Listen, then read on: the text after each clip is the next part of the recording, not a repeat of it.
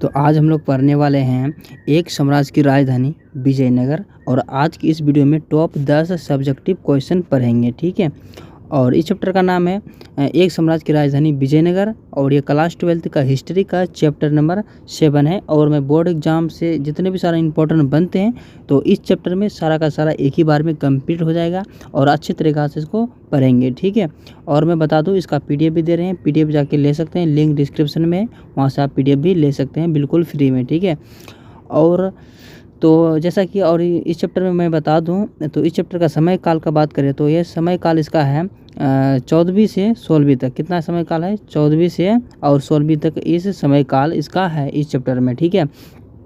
और जैसा कि हम लोगों ने स्टार्टिंग में पढ़ा था और भी पढ़े थे, तो ज़्यादातर हम लोग क्या पढ़े हैं? उत्तरी, ठीक है, उत्तरी भारत के बारे में पढ़े हैं। और ऐसा नहीं कि दक्षिणी भारत में कुछ भी नहीं है। तो दक्षिणी भारत में ही आते हैं क्या? एक साम्राज्य की राजधानी क्या आते हैं? विजयनगर। क्या आते हैं? विजयनगर। और विजयनगर में एक खास जगह है जिसे हम लोग बोलते हैं हम्पी, ठीक है।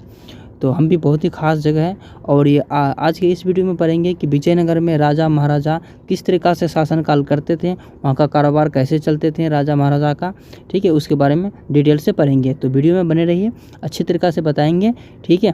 तो चलिए वीडियो स्टार्ट करते हैं। तो चलिए वीडियो स्टार्ट करते हैं। तो सबसे पहले एक नंबर में क्या पूछा गया है? पूछा गया कि आयंगर, ठीक है, आयंगर व्यवस्था के विषय में आप क्या जानते हैं? आयंगर व्यवस्था के विषय में आप क्या जानते हैं? तो इसके बारे में डिटेल से आपको पढ़ना है, ठीक है। तो देखिए, आयंगर एक व्यवस्था जो होता है ना, तो 12 अधिकारी, ठीक है, मतलब आप, मैं पहले पढ़ के बताता हूँ फिर उसके बाद समझाता हूँ, ठीक है।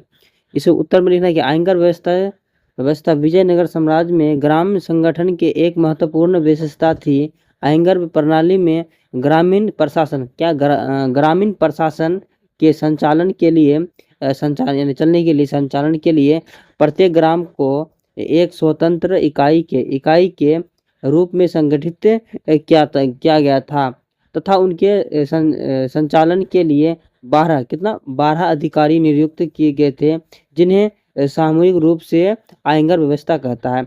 मतलब जो 12, ठीक है, 12 अधिकारी नियुक्त जो मिल के सामूहिक रूप से एक मतलब दो सब मिल के कितना 12 अधिकारी मिल के एक जो एक सामूहिक जो नियुक्त जो चालू करते हैं, मतलब बनाते हैं एक संगठन, तो ठीक है, उसी क्या कहते हैं? एक आयंगर व्यवस्था कहते हैं। तो चलिए, आई होप समझ में आ गया होगा, नहीं आया तो कोई बात नहीं, आप दोबारा इसको देख लेंगे। वैसे सिंपल सा क्वेश्चन है, ज़्यादा हार्ड बिल्कुल भी नहीं है। तो 2 नंबर में पूछा गया है क्या? विजयनगर की स्थापत्य, ठीक है, स्थापत्य कला की विशेषताओं का वर्णन करिए। कौन सा? कहाँ का? विजयनगर का विशेषताओं का वर्णन करने के लिए पूछ रहा है क्वेश्चन में। तो आइए देखते हैं क्वेश्चन में क्या बोला जा रहा है। तो इसका लिखना है कि उत्तर विजयनगर की स्थापत्य कला के वर्णन के निम्नलिखित प्रकार हैं। तो कौन कौन से हैं? आइए देखते हैं। तो पहला जो नंबर होगा ना, उसमें लिखना है कि विजयनगर के राजा कृष्ण देव राय थे। मतलब वहाँ का एक राय थे, अपने आप को राजा जो है ना, कृष्ण देव अपने आप को क्या बताया? राय बताया, ठीक है, थे। उन्होंने विजयनगर में सांस्कृतिक के साथ कला की भी विकास किया, यानी कि एक कला, ठीक है, आर्टिस्ट आप समझ सकते हैं, ठीक है, जो कला दिखाते हैं उसका भी विकास किया। सांस्कृतिक के साथ साथ एक कला का भी विकास किया। दूसरा में क्या? कृष्ण देव राय ने विजयनगर के हजारों तथा विट्ठल स्वामी मंदिर बनवाया था। क्या बनवाया था? एक मंदिर भी बनवाया था। मैंने हजारों मंदिर, कितना? हजारों मंदिर बनवाए थे। इन मंदिरों में उत्कृष्ट कला का प्रदर्शन है। उत्कृष्ट प्रदर्शन का क्या है? प्रदर्शन है, ठीक है। चलिए, और अब 3 नंबर में देख सकते हैं, अनेक शासन काल में वास्तु, ठीक है, वास्तुकला की प्रकृति भी हुई है। एकात्मकता कला में निर्मित स्तंभ तथा मूर्तियां विजयनगर में स्थापित कला की विशेषताओं का दर्शाता है, यानी कि मूर्तियां भी दर्शाता है। कहाँ का? विजयनगर का। आइए देखते हैं 4 नंबर में। इसमें बोला जा रहा है कि अब्दुल रजाक के अनुसार विजयनगर में निर्मित भवन के विश्व सर्वाधिक उत्कृष्ट भवन है। उनके अनुसार इन नगर में निर्माण कार्य इस प्रकार का 7 नगर दुर्ग तथा उतनी ही दीवारों में एक दूसरे को काटते हैं। कितना? एक दूसरे को उतना ही दीवारों में काटती है। चलिए 4 नंबर देखते हैं। इसमें बोला जा रहा है क्या? राजा के महलों में, ठीक है, असंख्य बहती धाराओं एवं नहरें तथा तलाशें, ठीक है, तरासे हुए चिकने तथा चमकीले पत्थरों से निर्मित इससे, ठीक है, इससे भी विजयनगर की स्थापित कला की उत्कृष्टता देखी जाती है, यानी कि एक चिकनी पत्थर से भी देखी जाती है। चलिए, और 4 नंबर का क्वेश्चन में क्या बोला जा रहा है, इसको पढ़ते हैं। तो इसमें बोला जा रहा है कि विजयनगर की जल ठीक है आवश्यकताओं, ठीक है, जल आवश्यकताओं को किस प्रकार पूरा किया जाता था। पहले जो विजयनगर में था ना, तो पानी का बहुत ही ज़्यादा बड़ा समस्या था, लेकिन उसको समस्या को सुलझाया गया। तो उसी के बारे में देखेंगे, इसमें क्या सुलझाया गया, कैसे सुलझाया गया। देखिए, उत्तर में लिखा कि विजयनगर की जल की आवश्यकताओं को निम्नलिखित प्रकार से पूरा किया जाता था। ठीक है, पहला, आवश्यकताओं को तुरंगभद्रा, ठीक है, आवश्यकता के तुरंगभद्रा नदी से निकलने वाली धाराओं पर बांध बनाकर, क्या बनाकर, बांध बनाकर कर पूरा किया जाता था, बांध बनाकर पूरा किया जाता था। लोगों को, ठीक है, लोगों ने बांधों से विभिन्न हौज यानी पानी भरने का जो टैंक होता है उसे कहते हैं हौज का निर्माण किया, और वह पानी को न केवल खेतों की सिंचाई के लिए काम में लाया जाता था, बल्कि राजधानी, ठीक है, राजधानी तक भी पानी को पहुंचाने का काम क्या करते थे। ठीक है, चलिए, और 5 नंबर में बोला जा रहा है क्या, कृष्णदेव राय की ठीक है उपलब्धियों पर प्रकाश डालिए। किस पर, कृष्णदेव राय के बारे प्रकाश डालने के लिए बोल रहा है। तो कृष्णदेव राय की उपलब्धियां से ये निम्न है, ठीक है। 1 नंबर में लिखना है क्या, कृष्णदेव राय विजयनगर का एक महानतम शासक था। ये 1513 ईस्वी में उसने उड़ीसा के शासन के गणपति प्रताप को पराजित किया। किसको, प्रताप, ठीक, प्रताप रुद्र को पराजित किया। और 2 नंबर में लिखना है कि कृष्णदेव राय ठीक है, बीजापुर और गोलकुंडा के शासकों को भी पराजित क्या करने लगा, सफल रहा। और 3 नंबर में लिखना क्या, और 3 नंबर में लिखना क्या, उसने रायचूर ठीक है, दो आर पर भी विजय प्राप्त किया एवं अपनी सेनाओं को भी विजयनगर के अंदर भी प्रवेश कराया। और 4 नंबर में लिखना है क्या, कृष्णदेव राय ने नदी का बहाव को बदलकर दुर्ग और को जीत लिया। बहमनी सुल्तान ठीक है, क्या बोला जा रहा है, महमूद शाह गुलबर्न और बीदर, ठीक है, बीदर आदि दुर्गों पर विजयनगर की ध्वजा, ठीक है, यानी कि बोल सकते हैं झंडा, ठीक है, ध्वज, ठीक है, ध्वज फहराया, क्या फहराया, ध्वज फहराया लगी। और किंतु प्राचीन हिंदू राजाओं के आदर्श के अनुसार, ठीक है, महमूद शाह को फिर से उसका राज लौटा दिया, यानी महमूद शाह का जो राज मारपीट करके जो लिए थे, लेकिन हिंदू धर्म के अकॉर्डिंग उसको फिर से उसको दे दिया गया, उसका सामान उसको लौटा दिया गया। ठीक है, बस यही था 5 नंबर में। और 6 नंबर में देखते हैं। 6 नंबर में बोला जा रहा है क्या, विजयनगर कालीन सिंचाई व्यवस्था की विवेचना करे, क्या करे, विवेचना करे। तो देखते हैं, इसका उत्तर लिखना निम्नलिखित है। 1 नंबर में लिखना कि विजयनगर के शासकों ने सिंचाई व्यवस्था पर पर्याप्त ध्यान दिया। विजयनगर चारों ओर से घिरा हुआ, मतलब चारों ओर से घिरा हुआ है और ग्रेनाइट की चट्टान से घिरा हुआ। कौन सी चट्टान से, ग्रेनाइट की चट्टान से घिरा हुआ है।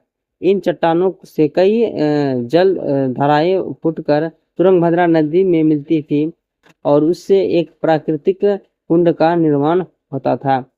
इन सभी धाराओं को बांध बनाकर पानी हौज बनाए गए और उन्होंने में से एक धाराओं का नाम और कपलपुरम में जलाशय था।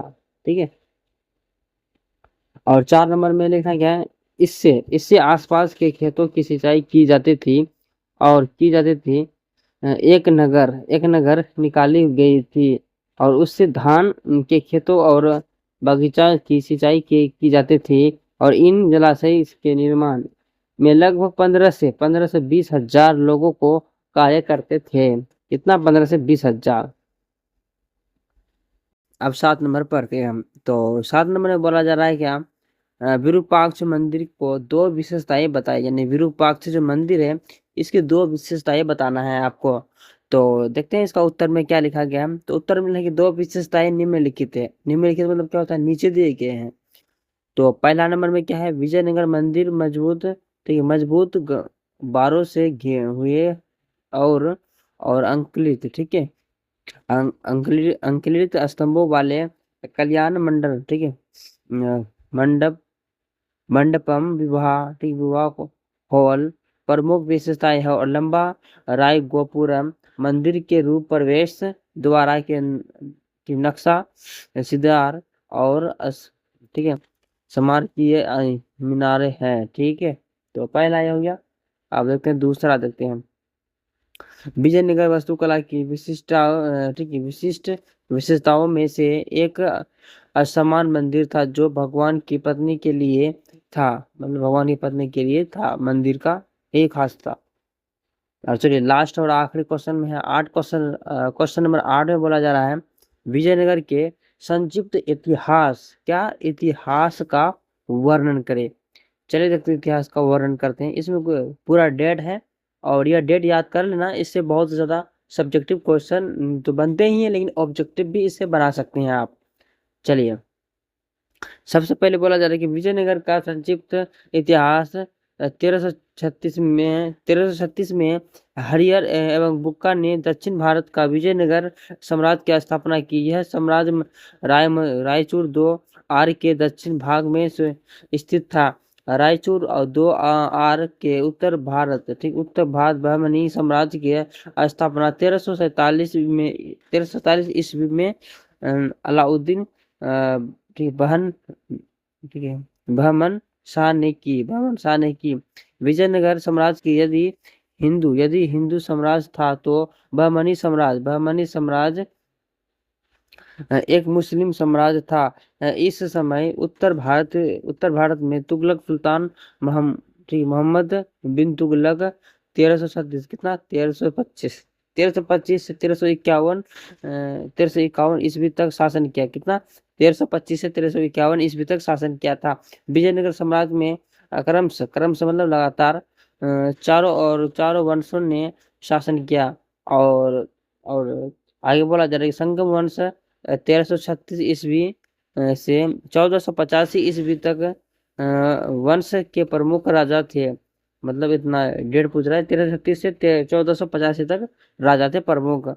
और दोनों इसमें बोला कि हरियर, क्या बोला जा रहा है, हरियर 1336 से 1354 ईस्वी तक रहा था, ठीक है। और 2 नंबर में लिखना है क्या, अब क्या 2 नंबर में बुक्का आया था कब, 1354 से 1378 ईस्वी तक। और यह कटिहार, क्या बोला जा रहा, हरियर का भाई था। और 3 नंबर में लिखना है क्या, हरियर द्वितीय। और 1378 से 1406 ईस्वी उसने रायचूर 2 आर पर अधिकार करने के लिए बहमनी राय पर आक्रमण किया था, मगर फिरोज शाह बहमनी ने इससे परास्त किया। और देवराय प्रथम 1406 और 1406 से 1422 ईस्वी के इसके काल में इटली के यात्री निकोली कोंट ने विजयनगर की यात्रा की। देवराय द्वितीय 1422 से 1446 ईस्वी तक ईरान का यात्री अब्दुल रज्जाक ने इसके काल में किया। विजयनगर की यात्रा की 6, ठीक है, मल्लिकार्जुन एवं विरूपाक्ष मंदिर से 1446 से 1485 ईस्वी तक, ठीक है। और 2 नंबर में लिख देना कि चालुक्य वंश और 1486 से 1505 ईस्वी तक इस वंश का स्थापना नरसिंह सल्लुक था। और चलिए तुलुक वंश राजा 1505 से 1570 ईस्वी तक एक वीर नरसिंह, और 1505 से 1509 तक इस तुलुक वंश का स्थापना था। और 2 नंबर में लिखना है कि कृष्णदेव राय 1509 से 1529 ईस्वी तक कृष्णदेव राय विजयनगर का महानतम शासक था। इसके शासनकाल में विजयनगर की साम्राज्य की और चरमोत्कर्ष काल भी कहा जाता था। इसके शासनकाल में राज्य हमेशा सामरिक रूप से तैयार रहता था, लेकिन और फिर भी यह और ठीक है अतुलनीय शांत और समृद्धि की स्थिति में फला फूला। और 3 नंबर में क्या, अच्युत देवराय 1530 से 1542 ईस्वी तक पुर्तगाली नाविक फरनाओ न्यूज की इसके काल में भारत आए और ठीक है, डेमिन गोस पियज ने एवं और फरनाओ की न्यूज को यात्रा वृत्तांतों के आधार पर ही और क्या ठीक है, सिविल अपनी पुस्तक फर्निका एम्पायर लिखी है। 4 नंबर हो जाएगा सदाशिव, और 1542 से 1570 ईस्वी तक यह नाम मात्रा का शासन था और राज्य की वास्तविक शक्ति इसके प्रधानमंत्री राम राय के हाथ में केंद्रित रही और राम राय ने बहमनी राज्यों में फूट डालो और राज्य करों की नीति अपनाई। इस समय बहमनी के साम्राज्य 5 भागों में विभाजित था और बीजापुर का आदिल शाही स्थापना यूसुफ ठीक आदिल शाह 1489 में हुआ। ठीक है, तो ये सब था आज का कुछ डिटेल्स है। ठीक है, तो वीडियो कैसा लगा कमेंट सेक्शन में लिखना मत भूलिएगा। कहीं पे भी दिक्कत हो, कुछ भी हो, कमेंट करिए जरूर, ताकि हम इसको सुधार सके। तो मिलते हैं नेक्स्ट वीडियो में, तब तक के लिए बाय।